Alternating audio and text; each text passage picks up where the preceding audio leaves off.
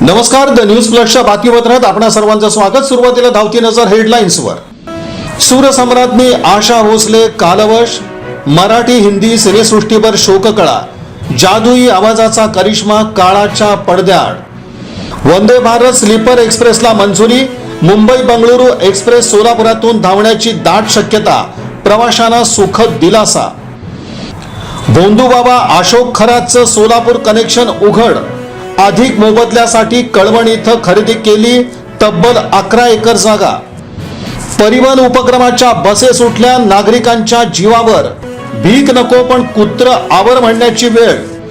माढा तालुक्यातील अंजनगाव प्रकरण, आणखी 6 जणांना अटक, सरकारी कामात अडथळा आणल्याचा ठपका, याआधी 10 जणांना न्यायालयीन कोठडी। आणि चेन स्नेचिंगचा गुन्हा उघडकीस आणण्यात फौजदार सावडी पोलीस ठाण्याच्या डीबी पथकाला यश, दोघे विधी संघर्षग्रस्त बालक ताब्यात, 5.5 लाखाचा मुद्देमाल जप्त। या बातमीपत्राचे प्रमुख प्रायोजक प्लॅटिनम मॉल इंद्रधनु सोलापूर। सोलापुरातील सर्वात प्रतिष्ठित इंद्रधनु सोसायटीचा नवीन भव्य कमर्शियल प्रोजेक्ट आता रेल्वे स्टेशनच्या अगदी शेजारी, शहराच्या मध्यवर्ती ठिकाणी।